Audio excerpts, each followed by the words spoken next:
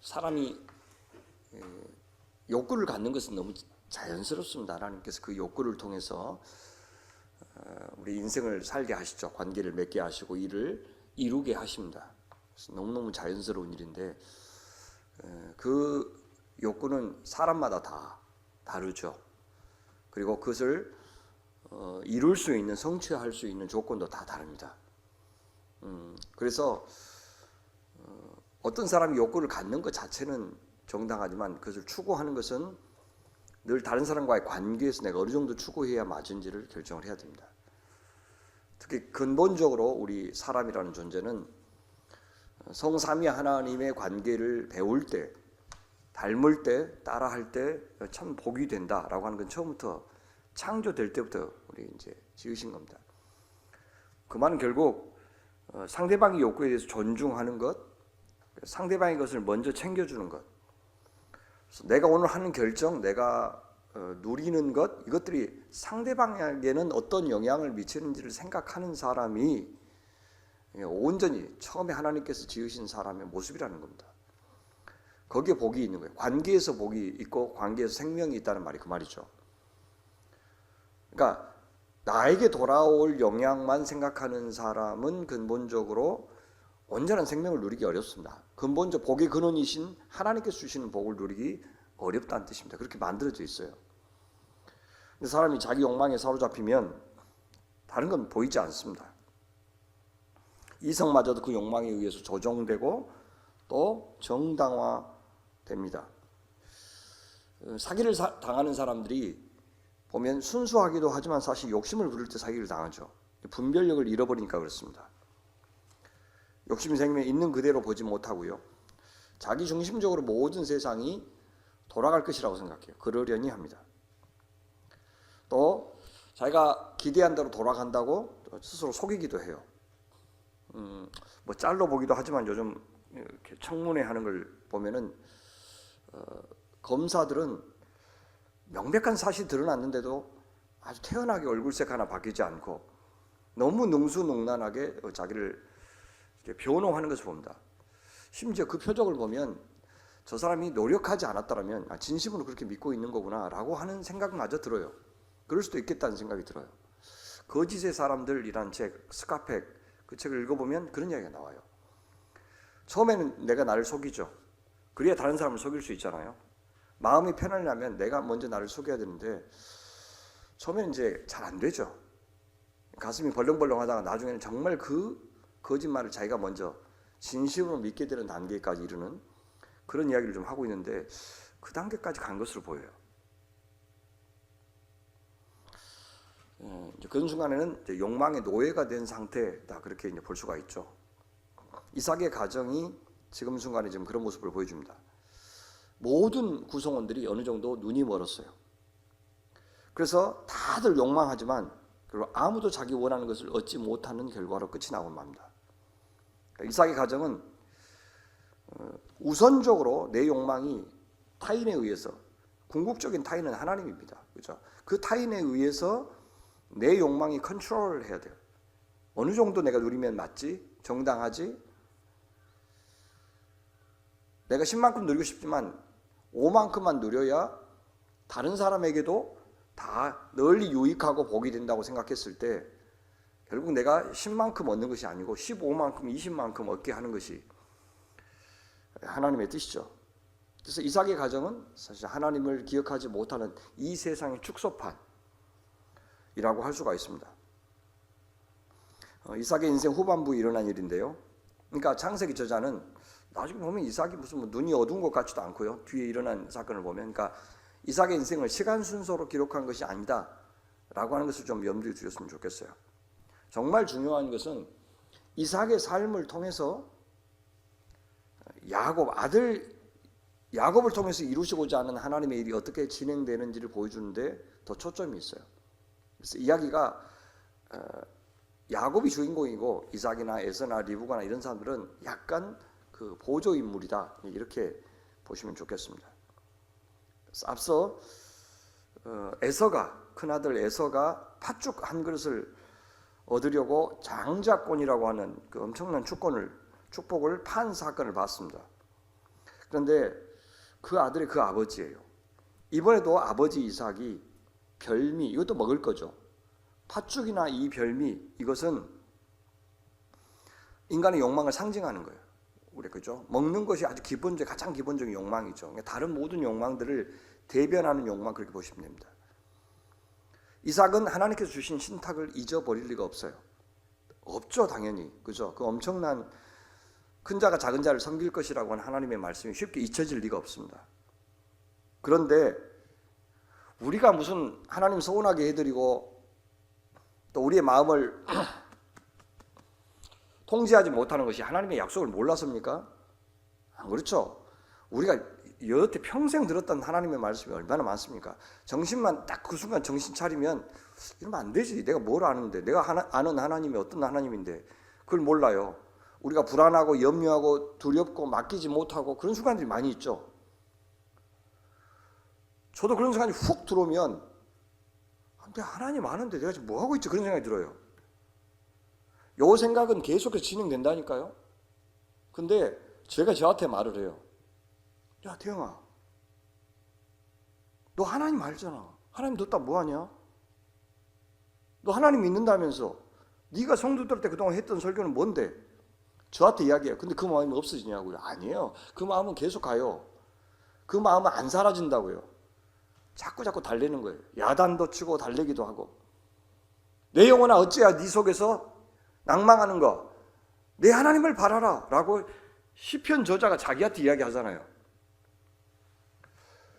그 순간에 불안과 염려 그런 것도 딱 사라지는 것이 아니고 계속 정당화해. 나도 인간인데 뭐 혹시 알아요? 하나님이 이런 상황에서 내 편을 들지? 하면서 자꾸 정당화하는 소리가 나하고 싸운다고요. 이삭의 마음속에 신탁을 몰랐을 리가 없어요. 공시에 공존한다니까요.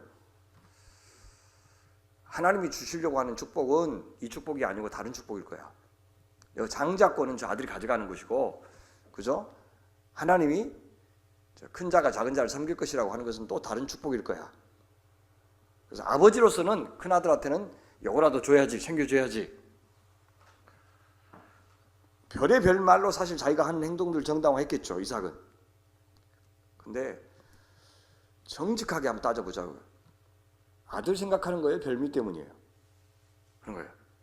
정말 아들한테 축복을 주고 싶은 마음 때문이에요? 아니면 아들에 대한 편애, 그 다음에 별미에 대한 욕망, 어떤 게 진실한 거예요? 사라를 누이라고 속였죠, 아브라함이. 그렇죠? 어떻게 아내인데 누이라고 속여? 누이 맞아요. 사실 원래 누이 관계예요. 누이 관계인데 결혼한 거잖아요. 근데 누이예요? 아내예요? 유리할 때는 이쪽 유리할 때는 누이라 그러고 이쪽 유리할 때는 아내라 그러고. 세상에요, 사실이지만 진실이 아닌 것들이 정말 많아요. 그렇죠? 왜요? 사실하고 진실하고 무슨 차이가 있죠? 사실에다가 해석을 더하면 진실이 되는 거예요. 일어나는 모든 사건들은 진실이 아니에요. 그 사건의 의미가 무엇인지를 하나님이 정해주셨잖아요. 그렇죠? 저 여인을 통해서 내가 자식을 낳겠다. 저 여인은 너무나 나한테 중요한 여인이다. 너의 아내다. 라고 하는 것이 하나님의 해석을 붙인 사실이라고. 그렇죠? 그것이 진실이 되는 거예요. 그런데 아브라함은 사실만 갖고 진실을 대신하는 거예요. 우리가 그런 일이 얼마나 많아요.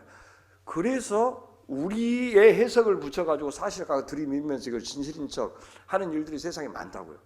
지금 이삭도 성경 저자한테 제가 이름을 써서 미안합니다. 빙의한 거예요, 빙의. 성경 저자가 부정적으로 이야기하니까 제가 부정적으로 이야기하는 거예요.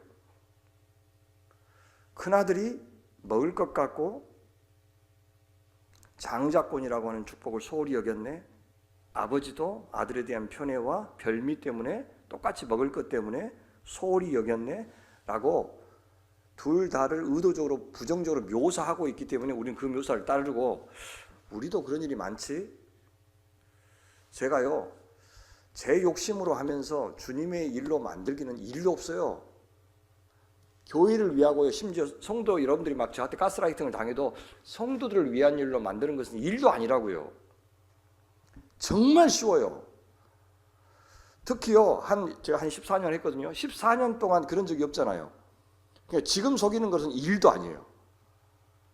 14년 동안 잘 살다가 지금부터 속이는 것은요, 여러분들 막 진심을 다해서 저한테 속을 겁니다. 일도 아니라니까요. 너무너무 무서운 현실이에요, 이게. 그랬다고요. 자, 그는 편애와 편식의 욕망으로 하나님의 축복을 소홀히 다룬 거예요. 신탁을 어떻게든지 하나님이 다른 방식으로 이루어질 것이라고 기억했다면 그렇게 정당화했을 거예요. 근데 이 사람이 모르는 것이 있어요. 아버지가 자식에게 축복을 해줄 수 있는 권한은 있지만 진짜 그 축복이 축복되게 하는 것은 항상 하나님의 권한이에요. 그러니까 말을 했다고 해서 그 말이 하나님도 어쩔 수 없이 네가 말했으니까 나는 들어줘야지, 그런 건 없다고요. 네가 저주했으니까 어쩔 수 없이 내가 저주해줘야지, 그런 건 없다고요. 자동적으로 축복이 임하는 것은 아니에요. 근데 안타깝게도 이삭은 하나님의 축복을 자기 욕망을 채우는 수단으로 이용하고 있어요. 육신의 눈도 어두웠지만 영적인 눈도 멀었어요. 지금도 우리가 그런 실수를 많이 하죠. 사람에게 축복의 권한이 있는 것처럼 오해하고 있고 오해시키기도 하고. 기독교의 샤머니즘화 얼마나 많습니까? 무당이 복제받고 복을 빌어주거나 화를 내주는 것처럼 목사에게 그런 역할을 기대하는 교인들이 여전히 계시잖아요. 목사 스스로 자신이 그런 무당 같은 짓을 하는 사람들도 있고, 자신이 축복하면 더 하나님이 복을 잘 주실 것처럼 제가 용한 영매라고 속이는 사람들이 있습니다. 축도도 목사들만 할 수 있다고 그렇게 주장도 하고. 아닙니다. 축복은 하나님만 주실 수 있어요. 우리에게 특권이 있다면 뭡니까? 그리스도인에게 특권, 목회자에게 특권. 그것은 무엇이 하나님이 기뻐하시는 것이고 무엇이 하나님의 축복인지를 분별하는 특권이 있어요. 하나님의 뜻, 하나님의 나라, 하나님의 복, 그죠? 세상은 요거 좋다고 막 축복을 빌어주는데 우리 그리스도인들은 우리에게 무엇이 진짜 축복인지를 아는 특권이 있는 거예요. 그렇죠? 고작 세상이 추앙하는 그런 물질적이고 현세적인 가치만을 구한다면 참 우리 자신이 그리스도인이 아닐 수도 있죠. 하나님이 주고 싶지 않은 것을 달라고 하면 안 되고 잘 분별해서 하나님 좋아하시는 것을 빌어줄 수 있는 사람이 바로 그리스도인이고 목사입니다. 그래서 현세적이고 물질적인 것, 그런 축복만을 빌어준다면 하나님은 안 들어주십니다. 왜요? 그것이 어떤 경우는 우리한테 도움이 되지만 그것은 우리한테 해가 되기 때문에 그런 것입니다. 돈에 온갖 정신을 빼앗긴 사람이 부자가 되면 영적으로 망하죠. 그래서 우리를 사랑하신다면 하나님이 그런 기도를 들어주실 리가 없습니다. 이삭은 자기가 원하는 사람한테 자기가 원하는 복을 빌어주려고 했어요. 하나님은 에서를 복 주시지 않는 게 아닙니다. 그러니까 큰 자가 작은 자를 섬기면 큰 자가 복이 없는 것이 아니에요. 그렇죠. 그러니까 지배하는 자가 되는 것만이 복이냐 그 말이에요. 이 세상에서. 어떻게 세상이 그렇게 돌아가요? 다 지배하는 자만 되려고 하면 세상은 싸우다가 아무도 복을 못 누리겠죠. 하나님이 이 세상에서 정해주신 질서가 있습니다. 그 질서를 따라서 자기 자리를 잘 지키는 것이 복이에요. 그게 복입니다. 자, 근데 그 계획이 아내 리브가에게도 이제 알려졌어요. 리브가는 야곱을 더 좋아한다고 나오죠. 리브가는 하나님의 신탁을 기억하고 있는 여인이었습니다. 그러면 이 상황에서 그 하나님의 뜻을 기억하고 있는 여인이 믿음으로 반응한다는 것은 어떻게 하는 것입니까? 이 상황에서 자, 남편이 큰아들에게 복을 주려고 하는 이 상황을 알았어요. 그럼 어떻게 해야 되겠어요? 담대하게 남편 이삭에게 하나님의 뜻을 기억나게 해줘야 돼요. 하나님 분명히 큰 자가 작은 자를 섬길 것이라고 했는데 그게 무슨 복인지를 두 사람이 상의를 해야 된다고요. 지금 당신께서 주고자 하는 그 복이 그 하나님의 신탁과 맞는지 안 맞는지 우리 한번 생각해 봅시다 라고 이야기를 해줘야 되죠. 이삭도 리브가하고 상관없이 에서한테 자기가 일방적으로 복을 주려고 하는 시도, 이것도 문제잖아요. 제가 우리 시대에 지금 사고로 생각하고 있는데 그건 잘 모르겠어요. 근데 그 정도는 하나님의 신탁을 알고 있는 사람들끼리는 저렇게 속여서까지 남편의 계획을 좌절시키려고 하는 사람이라면 사전에 이야기를 해야 되는 게 맞는 거 아닌가 생각해요. 그래서 여기까지 짐작하는 게 맞는지 모르겠는데 두 사람 사이가 별로 안 좋았던 것 같아요. 그죠? 부부간에 대화가 필요해. 그 옛날에 그 개콘에 있었잖아요. 그죠? 그 대화가 필요한 거야. 대화가 없었던 것 같아요. 근데 이렇게 중요한 일에는 사실 대화를 해야 되는 거 아닙니까? 대화가 없었어요. 대화. 그래서 아마 가정 상담 하시는 분들은 여기서 그 이야기를 겁나 많이 할 것 같아. 대화가 필요하다. 근데 거기 핵심은 그게 아니고,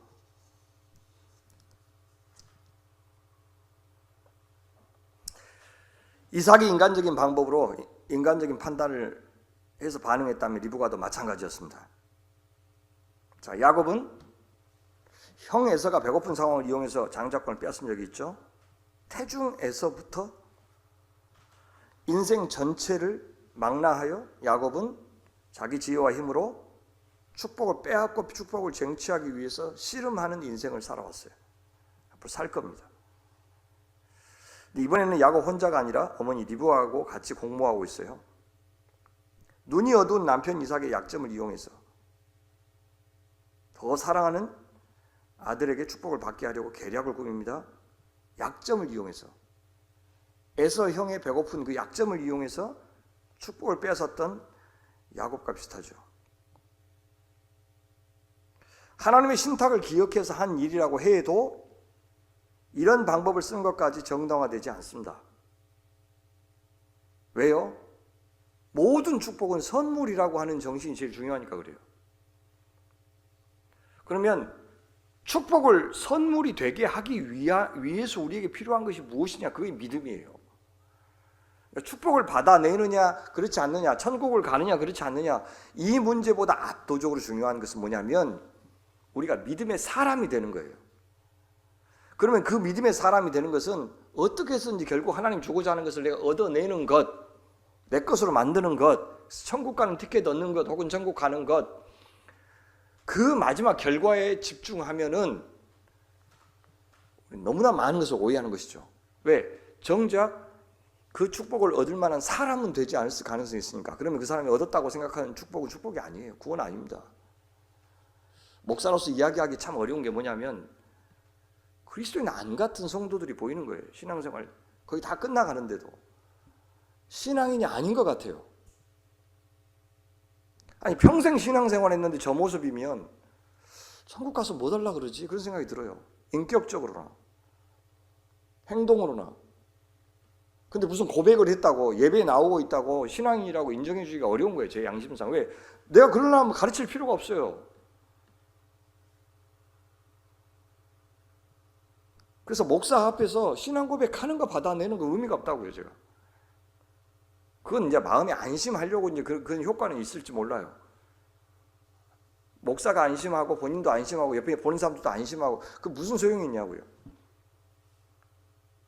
와, 저렇게 나하고 신앙생활 한 15년 했더니 자기 중심적이었던 사람이 이제는 어떻게 저렇게 다른 사람을 먼저 생각하고 자기 목소리 감추려고 하고 자기 존재감 없애려고 그러고 다 자기가 했으면서도 자기가 한 것 하나도 안 드러내고 그렇게 하나님한테 영광을 돌리고 다른 사람이 다 했다 그러고 아이고 운이 좋아서 그러죠. 은혜로 되었죠. 막 이런 소리 예사로 하고 자기가 아끼지 않고 막 나누고 그래서 우연히 들키고 그것도 점점 그런 사람이 되어가는 걸 보면서 와 멋있다 멋있다.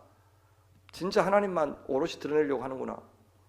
세상 자랑 다 없애고 그래서 본인의 삶 속에서 남는 것은 오직 주님께 영광이 되는 그런 찬양만이 남는 인생으로 점점 되어가는 것. 세상에 저런 상황에서도 어떻게 걱정도 안 하시지? 어떻게 저렇게 담대할 수 있지?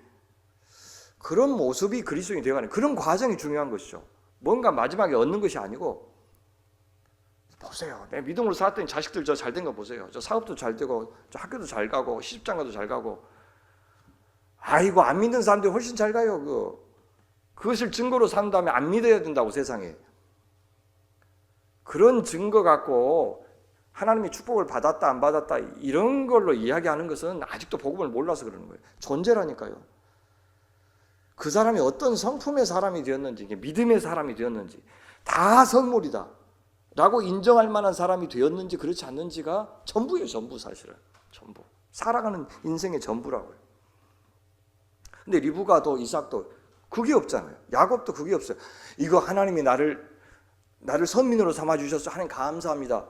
와, 하나님이 나한테 세상에 은혜로 나한테 그것도 아무 자격이 없는데 은혜로 나를 하나님의 백성 삼아주셨다. 고백은 근사하게 잘해요. 삶에서는 그를 은혜로 받으려고 하는 게 안 보여요. 그러니까 이 목사라는 직업이 얼마나 위태로운지 저는 제일 그게 하기 힘든 사람들이 목사예요. 내가 가르치고 내가 고백하는 걸로 살고 있다고 착각하기가 얼마나 쉬운지 모릅니다. 이거. 제가 화난 거 아닙니다. 지금 화난 거 아니고 그렇다는 겁니다. 리브가가 세운 계획을 보시면요, 정말 환상의 콤비예요. 리브가하고 야곱이 너무너무 일사불란하게, 자, 염소 새끼 2마리 네가 갖고 와라, 잡아라. 그럼 내가 아버지 입맛은 내가 제일 잘합니다. 아버지께서 즐기시는 그런 표현 나오죠. 너가 아버지 입맛은 내가 알아. 내가 어떻게 하면 제일 좋아하시는지 내가 알아. 그래서 아버지 입맛에 맞는, 아버지가 즐기시는 별미를 내가 만들게. 리브가는 한 사람 에서에게 주었던 명령을 둘이서 나누어서 자기 방식대로 재해석해서 계획을 짠 거예요. 야곱은 처음에는 선뜻 동의하지 못해요. 그것이 문제는 뭐냐면 동의하지 못하는 이유가 뭡니까? 옳지 않기 때문이 아니에요. 허다가 들키면 저주를 받을까 봐요. 그러니까 끝까지 하나님이 기뻐하시냐 그렇지 않느냐가 아니라 이게 진짜 하나님의 복을 받는 방법으로, 그죠? 과정으로 정당합니까? 이걸 물어야 되는데 성공 가능성에 물으면 안 되는 거예요. 교회에서 목회자로서 제가 정신 똑바로 차리면서 하는 게 뭐냐면요, 어떻게 결정하면 성도들이 이 과정에서 믿음이 생길까? 하나님을 경험할까? 저 같은 이게 관심이에요. 근데 이 원칙을 지키는 것이 어려워요. 왠지 아세요? 인간적인 방법으로 보면 될 만한 방법이 있어 보이거든요. 의지하면 잘 될 방법이 있는데 그 방법을 쓰면 사람이 영광받아요. 무엇보다 제가 유능한 사람이 돼요. 근데 좀 모질하고 미련한 방법 쓰면 어떻게 해요? 우리 기도합시다. 하나님 채워주시겠죠. 애통 터져. 안 도와주시거든요. 내가 말은 그렇게 했지만 즉각 도와주시면 뭐 얼마나 좋겠어요. 안 도와주셔요. 기도했는데, 말은 해놨는데 하나님은 일도 안 하시고 도대체 타임테이블을 세울 수가 없는 경우들이 많아요. 그럼 어때요? 저 영험한 사람이 아닌가 봐. 저 목사는 하나님한테 뭔가 듣고 기다리라고 그러는데 잘못 들었는가 봐. 하나님 저 사람 통해서 일 안 하시는가 봐. 그렇게 결과가 나오는 경우가요, 압도적으로 많습니다. 근데 뭐는 쉬우냐면요, 인간적인 방법으로 될 만한 사람들 뒷수습 해가지고 다 준비해 놓고 다 끝났어요. 결과도 좋아요. 사람들 보기에. 그 다음에 하나님이 다 하셨습니다. 제가 한 거 하나도 없습니다. 우리 하나님께서요, 이렇게 도와주시고 이렇게 도와주시고 이렇게 도와주시고 이렇게 도와주셔서요, 하나님이 다 하셨습니다. 하나님한테 영광이 있다. 저는 겸손한 사람 되고 제가 이야기한 대로 다 되고, 여러분 이게 훨씬 쉬워요. 그죠? 하나님만 의지하는 저 신령한 목사 봐봐. 여러분들 일도 아니라니까 여러분 속이는 거. 이렇게 많이 해요. 이렇게. 그래서 빠진 게 하나도 없어요. 하나님께 영광 돌리는 것도, 귀한 고백도, 하나님의 인도하심에 대한 그 플롯 라인도요, 감동적인 플롯 라인도 다 만들어가지고, 일도 아니라니까요. 그런 거 만드는 거. 제가 글 쓰는 사람이잖아요. 근데 기계 문명이 대체할 수 없는 게 있어요. 그건 기다림이에요. 무지예요, 무지. 그러니까 뭐 AI 시대에는 다 알잖아요, 이제. AI 시대에 모른다는 이야기는 사라질 겁니다, 이제. 잠깐 기다리세요가 대신할 거예요. 잠깐 기다려보세요. 제가 쳐볼게요. 이렇게 하지. 내가 모른다는 이야기를 이제 안 할 거라고요. 그리고 우리 하나님의 때를 기다려 봅시다. 나 잘 모르겠습니다. 하나님이 어떻게 하시는지 한번 기다려보고. 그 말이 사라질 것 같아요. 그죠? 그 말이 사라질 것 같아요. 그래서 그래서 하나님이 하셨습니다. 나는 그냥 쩔쩔매면서 아무것도 못하고 그냥 멍하니 있었는데 하나님이 하셨습니다. 그런 이야기가 점점 사라질 것 같은 거예요. 우리의 간증 속에. 리브가고요. 나중에 이제 야곱도 그 실수를 계속하잖아요. 자기 지혜, 자기 힘.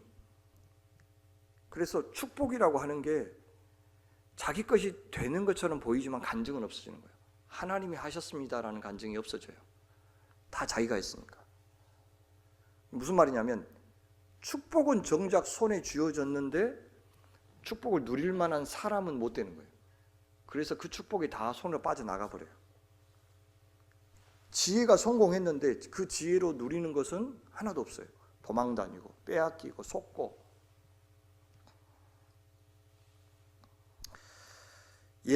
자식의 저주까지 담당하면서 어머니가 내가 저주 받을 테니까 하자 그러죠. 참 대단한 어머니죠. 정말 희생적인 어머니. 장한 어머니상 줘야 돼. 이런 분들은.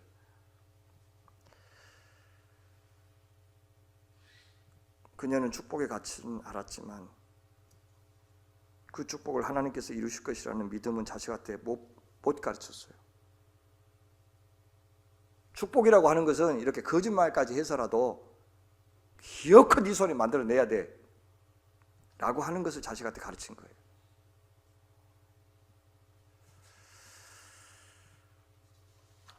자기가 하는 행동을 정당화하는 것만 가르쳤어요. 자, 그래서 어떻게 했어요? 이 계획이 성공했습니까? 실패했습니까? 나중에? 내일 나와요. 또 궁금하면 500원. 그게 내일 나와요. 어쨌든 내일 나오면 성공하는데 이 성공한 계획 때문에 그 결과 어떻게 됐어요?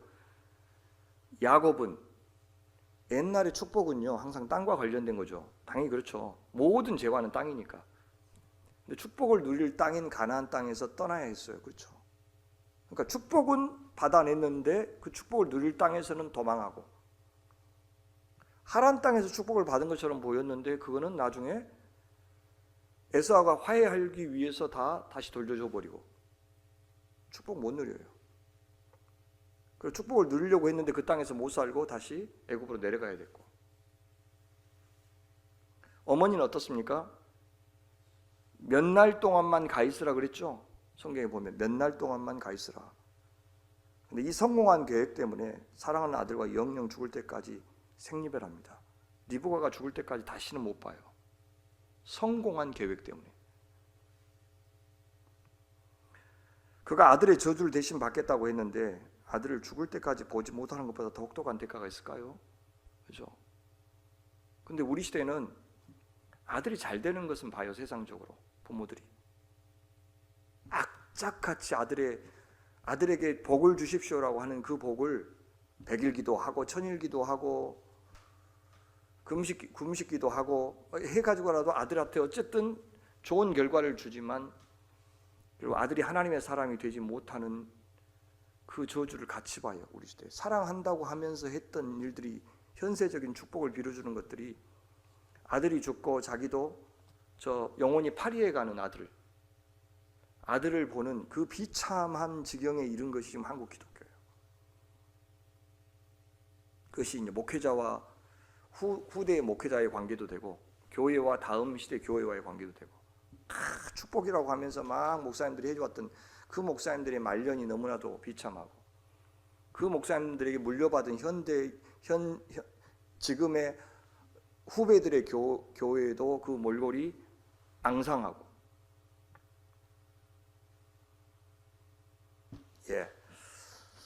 또 자연스러운 욕망으로 목표를 정하고 열심히 삽니다. 심지어 희생까지 합니다. 우리 이제 물어야 됩니다. 그 하나님께서 원하시는 건가? 얼마만큼 정당하지?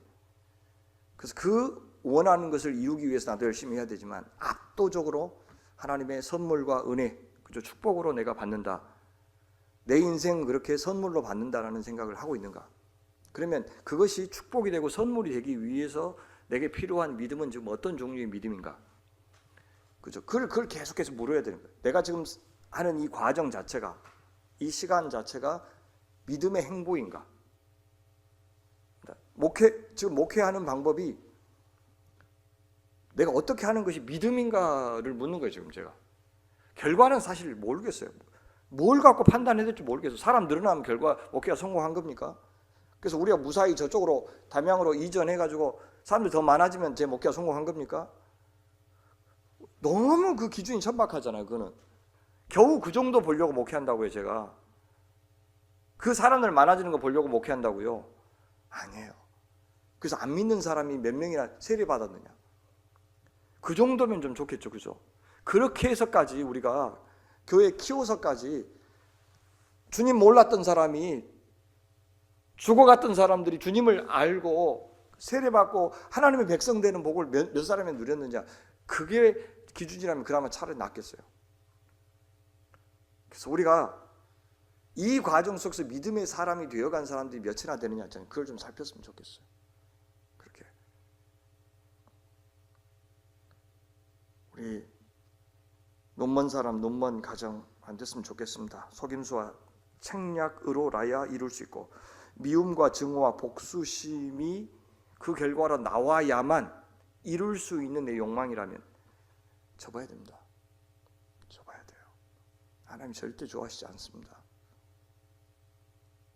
그런 허접한 인생 목표에 귀하신 하나님의 아들 예수 그리스도의 저 십자가, 그저 그 은혜를 바꾸지 않는 저희들이 되었으면 좋겠다는 생각이 듭니다. 그건 저한테 대한 다짐이고요. 그래서 저 십자가가 있는데 내가 뭘 목표로 삼아? 다른 거 목표로 삼지 말고 다른 기도 제목 다 쓸데없습니다. 저 십자가만 드러나고 저 예수님만 드러나고, 그래서 그분의 선물을 받고 막 다들 그걸 알아보고 좋아하면서 세상에 이건 내가 뭐라고 이런 선물도 받고 이런 축복도 받나? 그래서 그거 좋아가지고 막 그렇게 하는 저희들이 됐으면 좋겠다 생각. 참으로 좋으신 하나님 아버지, 오늘도 시험 앞에서 주님의 시선과 주님의 마음으로 제가 잘 분별하게 도와주십시오. 그래서 무엇이 주께 복을 받아 누리는 선택인지를 잘 알도록 도와주시옵소서.